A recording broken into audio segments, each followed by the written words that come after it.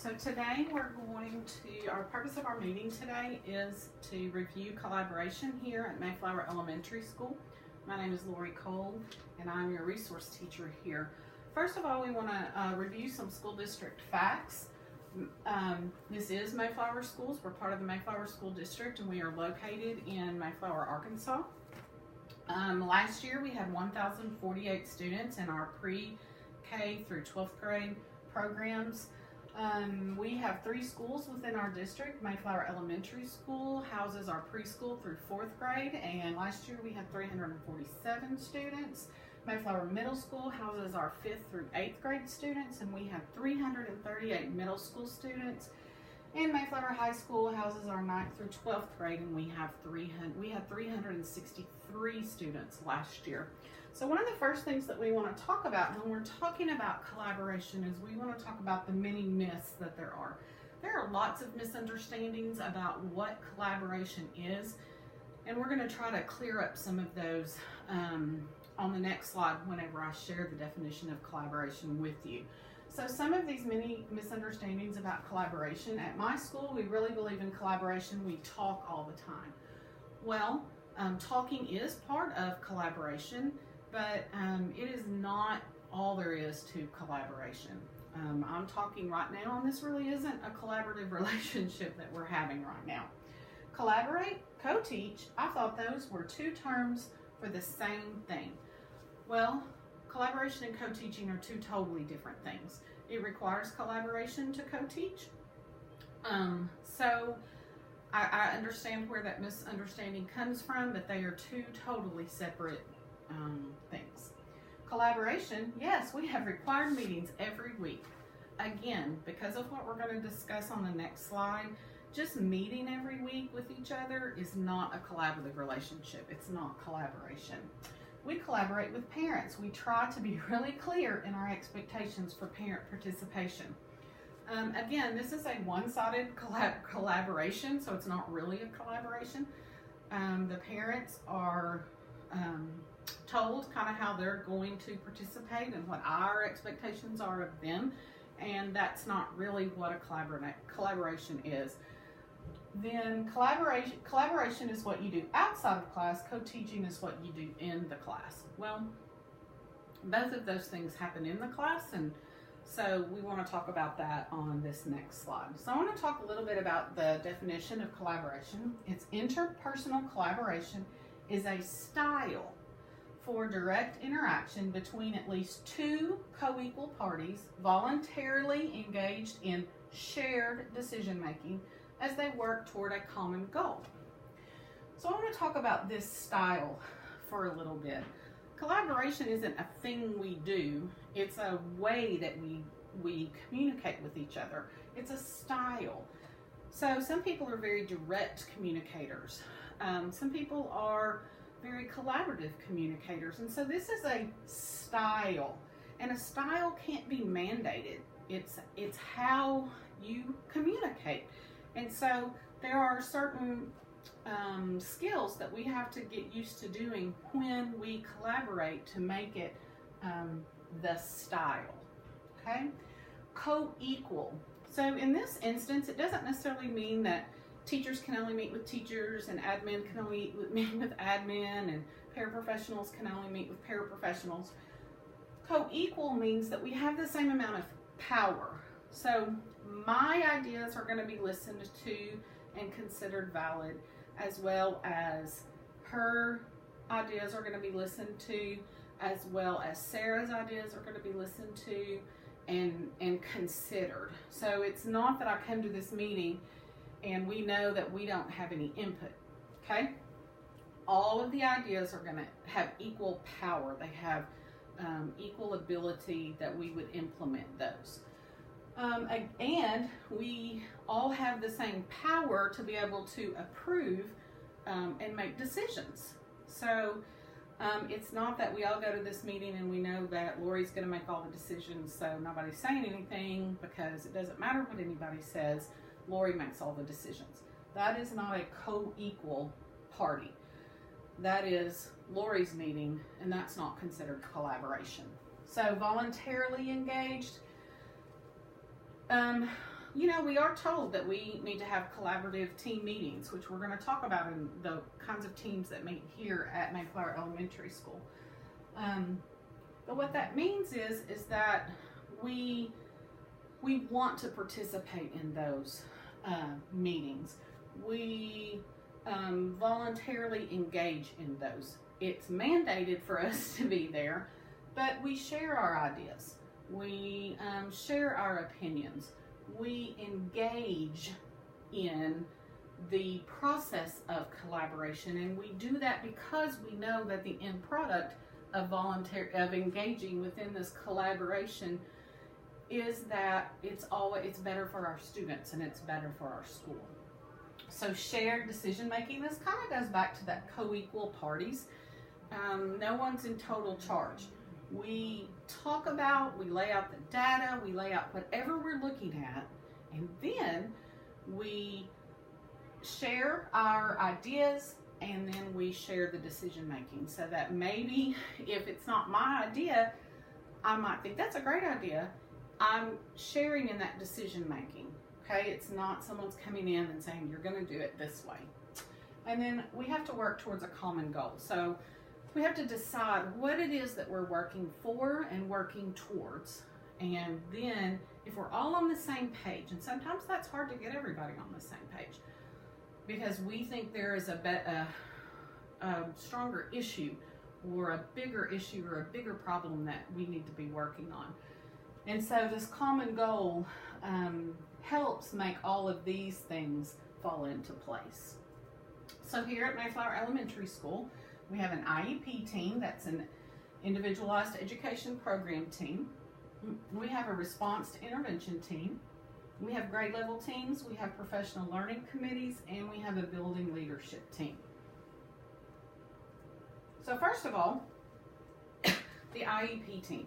So this is the team that I'm most familiar with and that I work on the most for 3rd and 4th grade students.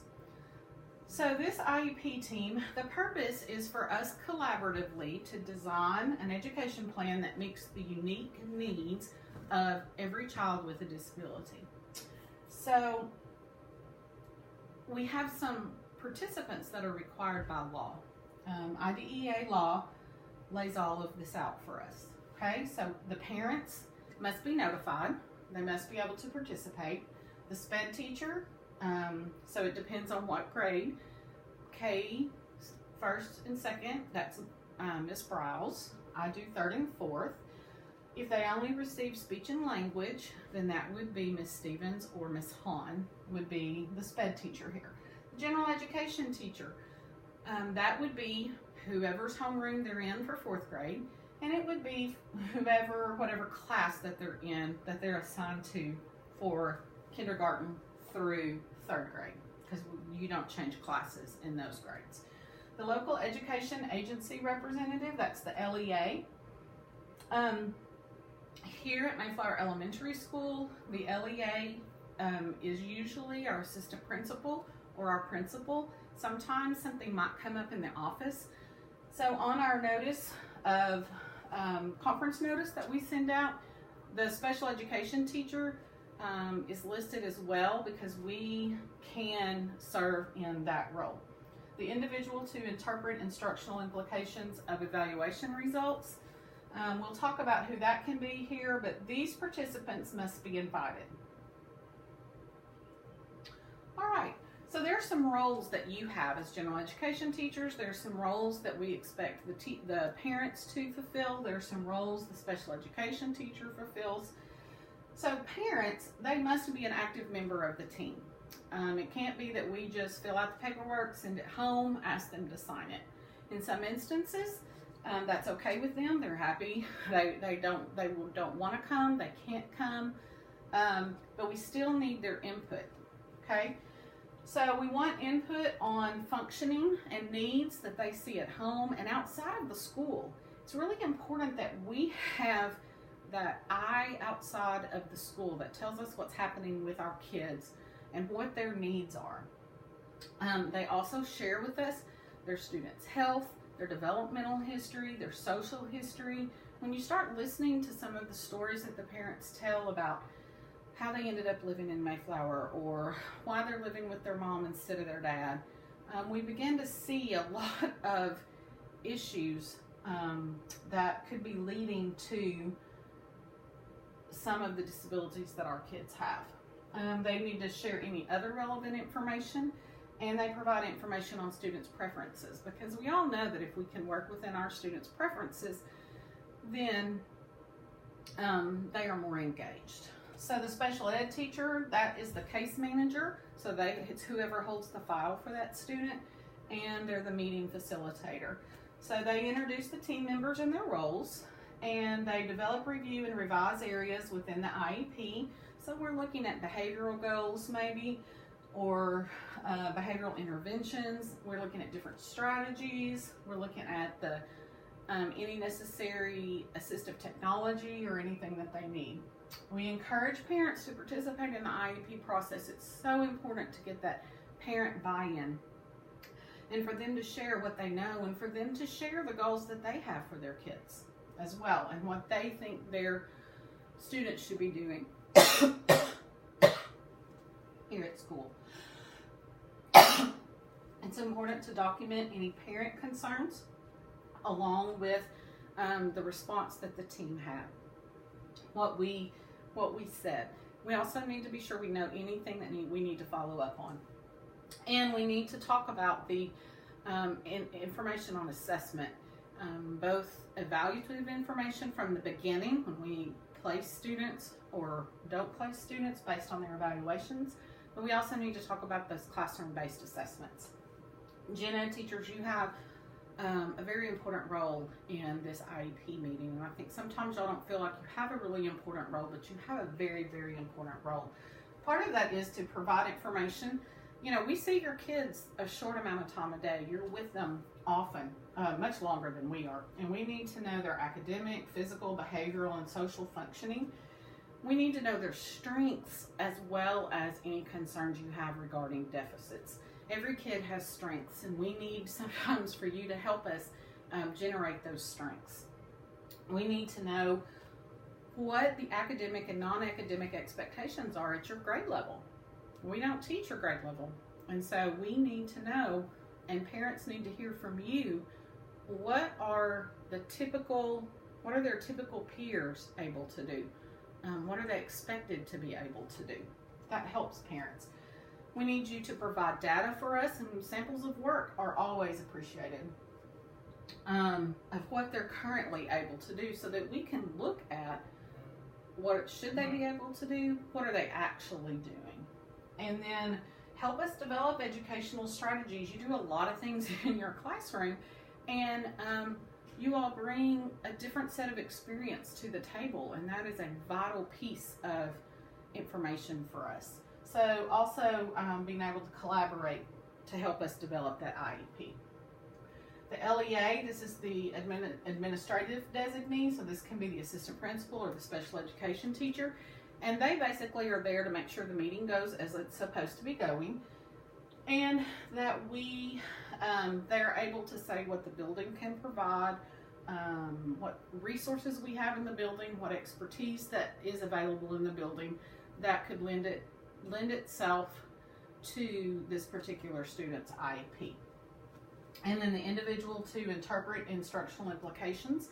So if the child has had a speech eval, then our speech pathologist serves in this role, and she will talk about all of the evaluations done, the psych eval and everything. If there is not a speech path in the meeting, then the special education teacher is the one who shares the evaluation results and what that looks like and what it means to the IEP.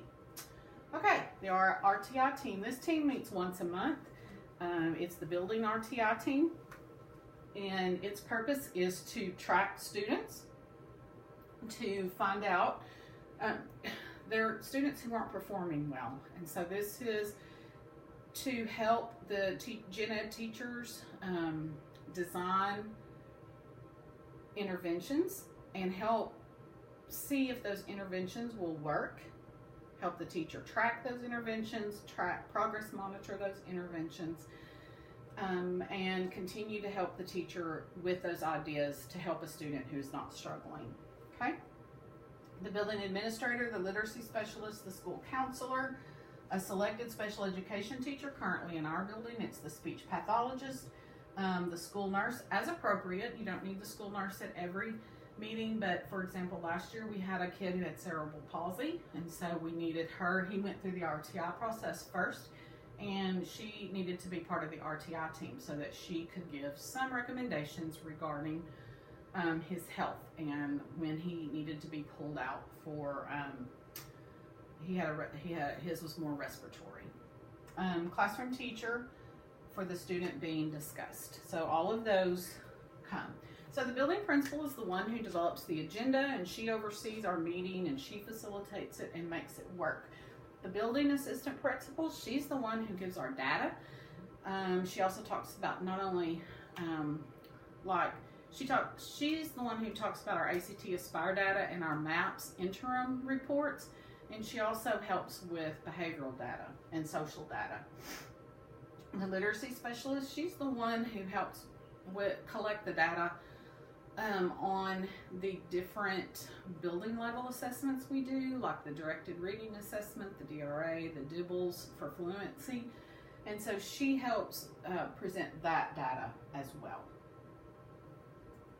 And then the school counselor, she's able to look at any behavioral data that the teacher brings or any behavioral data that the assistant principal has, and she helps by identifying some behavioral intervention strategies that the teacher could use if it's a behavior issue.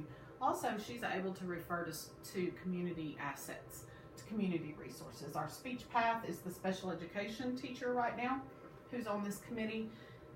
She's a specialist at differentiated instruction, and so she's able to give these general education teachers, she's able to give you guys a good idea of things, different strategies you could try that look a little bit like accommodations that they might need later.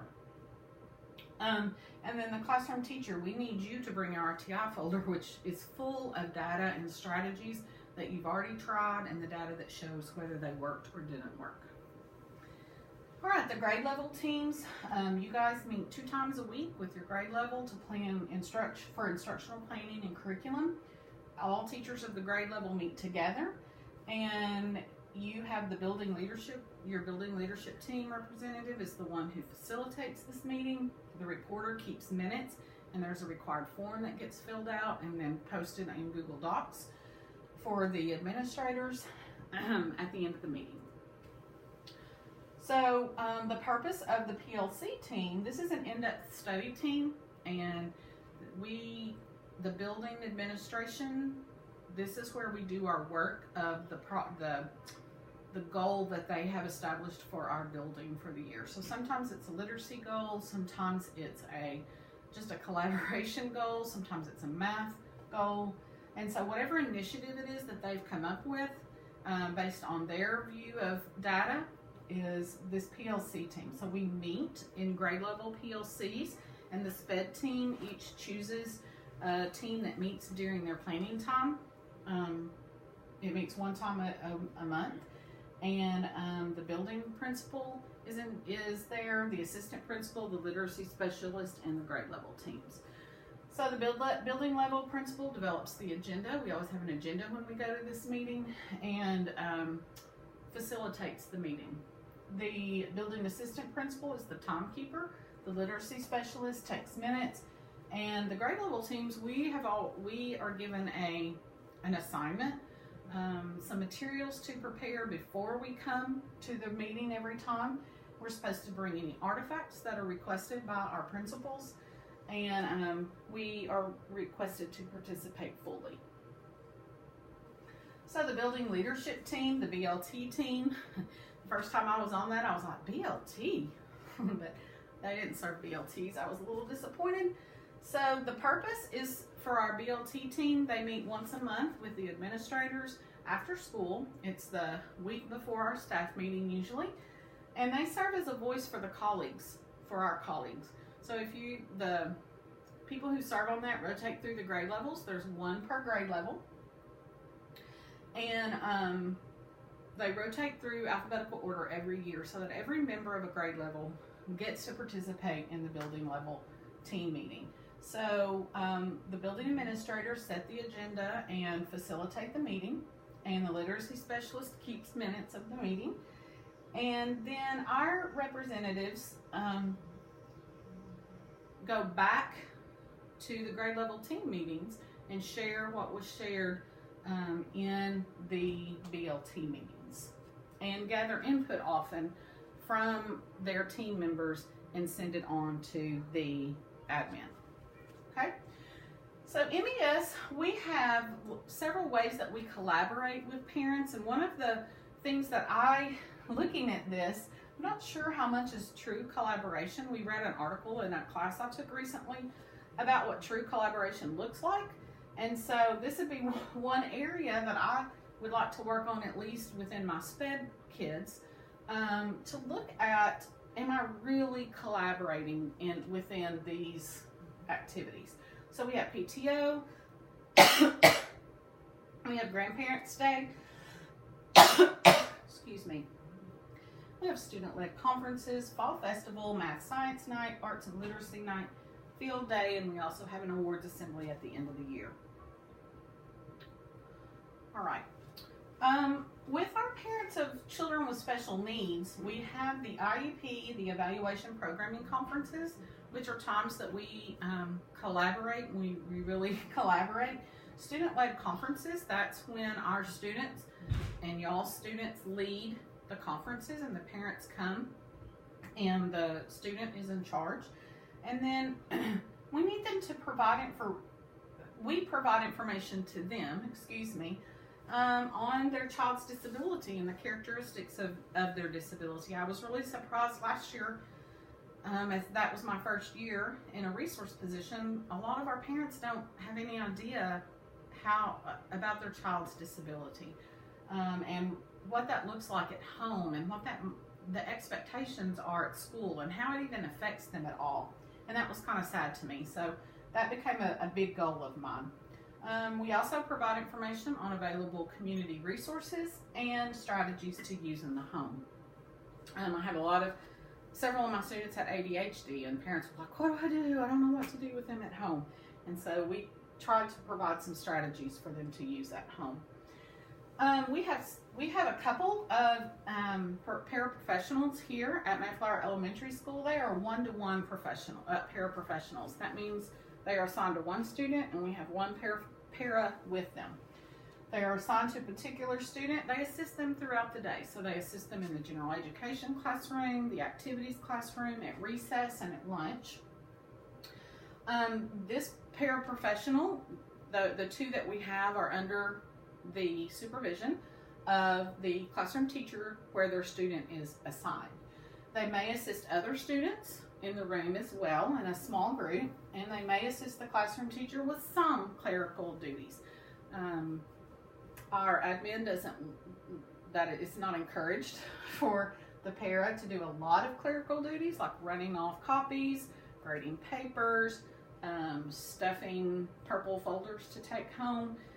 But there is some of that just happens naturally throughout the day. But that is not their major role. Their major role is first to their particular student, and then second to assist other students in the classroom. So the referral process, so we have the RTI team, and this can happen a couple of different ways. I'm going to be flipping back and forth between a couple of slides right now. But first of all, this is just an overview of the referral process. This came from the Department of Education. The Special Education Unit, and Mayflower uses this. This is the way that we work our referrals. Okay, so first thing I want you to notice is from the date of referral until the Evaluation Programming Conference, so that means after all the evaluations are done and we meet with the parents to talk to them about that, there's 111 days here. That does not mean we always take 111 days, but that's how many days are allotted for every child that's referred. So that's just something for you to think about when you think a child might need to be referred. This is 111 days maximum that they could be without special education services.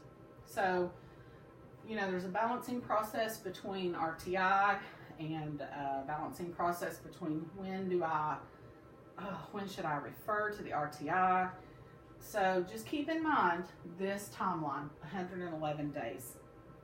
All right, so the referral process, who can refer? The parent or parents of the child, the school teacher, the teacher, anybody that has anything to do with that child, who has any knowledge of the child, may initiate that referral. Okay, it doesn't have to come from a particular person. It does not have to be in writing. There is a form that will be filled out, but that is filled out by a member of the,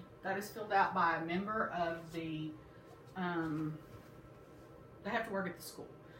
So usually what happens is the special education teacher, either the K2 teacher or the 3-4 teacher, depending on the age of the child, they are the ones that will fill out the referral form.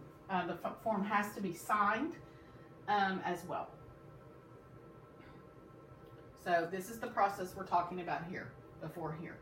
Once we receive that special education form, we have 21 days before we have a conference with the parents. The conference must be scheduled within 7 days of the day that we receive this form. We have 21 days to have the conference, but I can't wait 14 days and then contact the parents and say, hey, we need to hurry up and have a conference. Because parents have to have a 14-day notice to attend any conference. So this gets a little hairy whenever we're trying to get parents to come, and we send paperwork home for them to sign.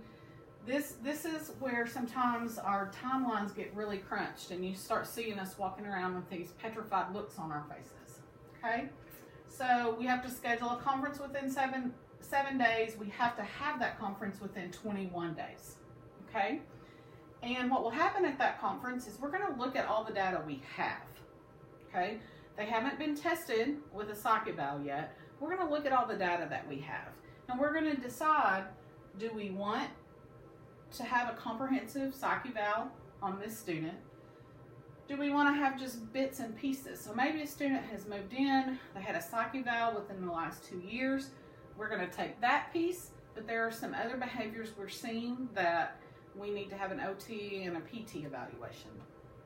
Or we look at all that and we say, we're not going to conduct an evaluation at all. This is an IEP team decision. So everyone's on board, and we all share our opinions, we all share the knowledge we have about the student, and then we come to one of these 3 decisions. The parent must give consent to test. We cannot test until, I can't even request a test. I can't even schedule the appointment until we get parental permission to test, signed parental permission to test. So this is where it gets a little iffy too, because if the parents choose not to come to the meeting, which is their right, and we send that paperwork home, sometimes we know those kids, things get lost in the backpacks, and so we have to communicate very well to parents that we have a timeline. All right, so with these, now as soon as we get parent permission to test, we now have 60 days to complete that evaluation. Luckily for us, we use the co-op. Our school psychs are with Archford Co-op. There are 4 of them now, maybe 5, and they're starting to turn that around. But there are very busy times of the year. The beginning of the year is pretty busy with all the transfers, and the end of the year is really busy. So lots of times this part of the timeline is shorter, but not always. We can't count on that. So they come do their evaluation. When I get my last piece of the evaluation back, the report comes back to me, I have to have an evaluation programming conference within 30 days of that last piece. So if I get that last piece back on the 1st, I have to have a conference by the 31st. The parents still require 14 days notice. And then this is 30 days. So we have 30 days to hold this. and we decide placement based on evaluation, or there are various ways that we place, various environments. We have a least restrictive environment clause in the IDEA law, and so we try to get the kids who have been identified with their typical peers, their non-disabled peers, as much as possible to the highest percentage possible. So we decide then as a team again with the parents' input, and they might be placed, they might not be placed, depending on what our evaluation data shows. Okay, so we have talked about all of that. All right. The way that we assess collaboration here at Mayflower Elementary School, we assess it in two ways. On our test rubric, so everyone's familiar with tests. So at the end of the year, well, at the beginning of the year, we have goals set, and then we have our admins who come in and they do walkthroughs, and then they also have summative and formative assessments. And so here in 4C and 4D, participating in professional communities and communicating with families, this is where they assess our collaboration. We give them evidence of this. They see this at every meeting. Every time we have any kind of meeting, they are able to see whether we participate in those professional communities or not, and we are scored here. Another way we assess collaboration, these are our minutes that from our PLCs and from our grade level planning teams. And so this is all filled out. Remember, the building leadership team representative from each grade level, they fill this out for an agenda, and then they have someone keep the minutes, and this gets sent to the admin, and they read through these, because I've often received an email, what did you guys mean when you said you needed blah, blah, blah, blah, blah in your professional needs? Or they answer direct questions that the team may have sent to them. So this is the way collaboration is assessed at Mayflower Elementary School. So we have several related service providers here at Mayflower Elementary School. We have our 2 speech language therapists. Miss Flo Stevens is full-time. She does K4. And Miss Sarah Hahn is part-time, 3rd and 4th grade, and she serves also the middle school, the junior high, and the high school. So she's part-time with us here. She's here 2 days a week. Our school nurse is Amy Fortner. The school counselor is Amy Cox. We have 2 therapists from Counseling Associates that serve here as school-based mental health. And we have 1 physical therapist who's currently contracted through Progressive Therapy, and then we have 2 occupational therapists which are also contracted through Progressive Therapy. We have lots of community-based service providers. So if you have a family that's struggling with something, they're asking you questions, send them any SPED teacher's way. The nurse, admin will help, the school counselor.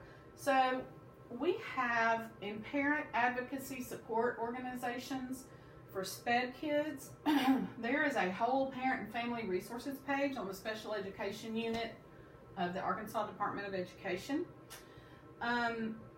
We have the Disabilities Coalition, Transition Services, the Center for Exceptional Families, Disability Rights Arkansas, Promise Arkansas, the Children and Youth with Dual Sensory Impairments. Dual means they have 2 or more, and then Easter Seals. All of these are advocacy and support organizations for families who have kids with special needs. We have some area vocational rehabilitation representatives. This doesn't affect us so much at the elementary school, but as these kids start transitioning through, so middle school, junior high, high school, there has to be a transition plan for that child. For what they're going to do after they graduate. And that is kind of what this works on. The rehabilitation services, there's academics, community, career development, and employment program. This is through Easter Seals. It is a brand new program. They're working with the University of Arkansas at Little Rock. Project Search Arkansas, a 3D program. This is with Pulaski Tech. And then Milestones, that's here in Faulkner County. Then we have lots of resources for family counseling and mental health. I didn't put their websites on here. Counseling Associates, they work here on our campus, but they also have services outside of our campus. Community Services, Inc., Continuum of Services, and The Point Behavioral Health Services. This is a new place here in Conway. And then we have some other service providers for OT, PT, and speech. We have Therapy for Kids, Imagination Station, and On Track Therapy.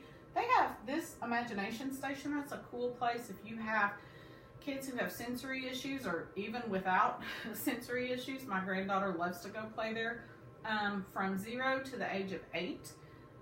You can go at $7 and you can play as long as you want to play. They have lots of cool things. They have swings, anything that you would see necessary for therapy. They have there, and they have it open to the public where people can come and pay and play.